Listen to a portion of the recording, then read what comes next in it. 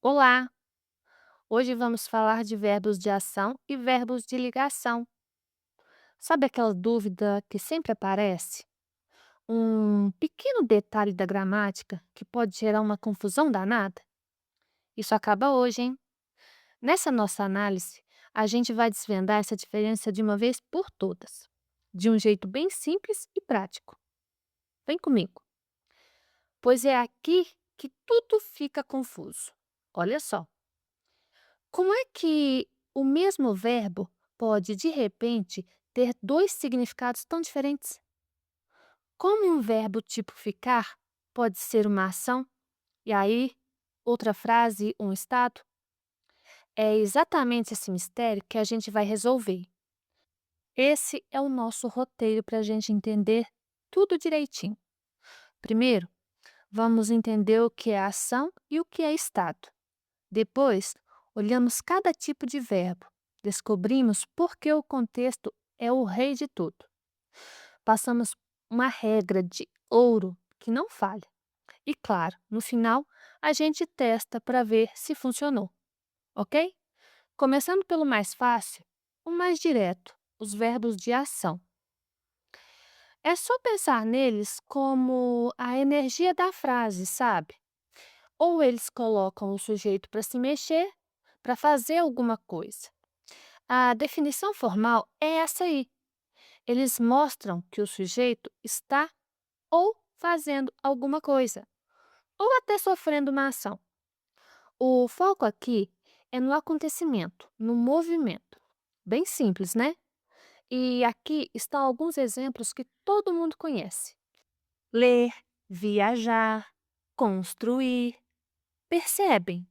Com todos eles, a gente consegue imaginar alguém fazendo aquilo. Existe uma ação concreta. Olha essa frase, por exemplo. Os alunos leram o livro. É impossível não visualizar a cena, o movimento, a ação dos alunos lendo. O verbo aqui é pura energia. E aqui, a mesma coisa. Com o montou, a gente quase consegue ver a pessoa organizando tudo passo a passo.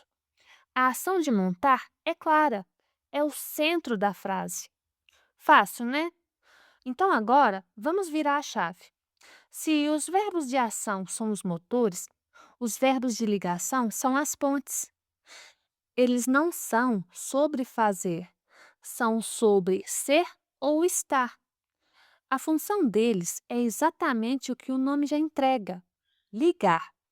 Eles pegam o sujeito e conectam a uma qualidade, um estado, uma condição. Em vez de mostrar movimento, eles mostram como o sujeito está. Estes são alguns dos mais famosos. Parem para pensar um pouco. Ser, continuar, permanecer. Vejam bem, sozinhos eles não descrevem nenhuma ação, certo? Eles meio que preparam o terreno para uma descrição que vem logo depois. Vamos analisar esta frase. O menino está feliz. Não. O verbo estar só serve de ponte para ligar o menino com a sua condição, que é feliz. Viu? É uma conexão. Exatamente a mesma lógica aqui. A funcionária parece cansada. Parece não é algo que a funcionária faz. É a descrição de um estado, de uma aparência. O verbo está ali só para conectar funcionária com a característica cansada. E agora chegamos ao ponto principal da nossa conversa. Se um verbo pode ser de ação e de ligação, como é que a gente diferencia? A resposta é uma só, no contexto. Olhem que espetacular! O mesmíssimo verbo andamos, em andamos pela cidade inteira, é uma ação física, de movimento, claro. Mas em andamos muito animados ultimamente, o sentido muda completamente. Não é sobre caminhar, é sobre um estado emocional contínuo. É o mesmo verbo, gente, mas com funções totalmente diferentes. E esse exemplo com o verbo viver, gente, é genial. Pedro vive em São Paulo. fala sobre a ação de morar em um lugar. Agora, Pedro vive preocupado. Descreve uma condição, um estado permanente. É a prova final de que o verbo sozinho não nos diz nada. É o resto da frase que conta a história. Certo, mas e na prática? Como usar isso? Bom, existe uma regra de ouro. Uma pergunta bem simples que vai resolver 99% dos casos. O processo é este: olhe para o verbo e se pergunte: o sujeito está fazendo alguma coisa? Ou o verbo está apenas descrevendo como o sujeito é ou está? Se for fazer, é ação. Se for descrever, é ligação. Viu? Simples assim. Agora, vamos testar a regra com o verbo ficar? Olhem a primeira linha. Maria ficou nervosa. O que vem depois? Nervosa?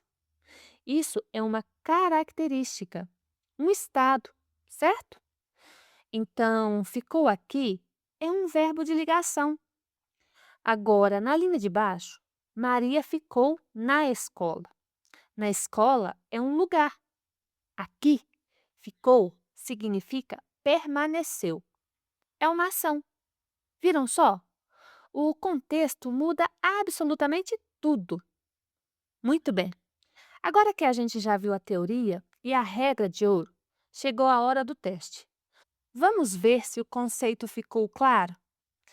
A pergunta é bem direta.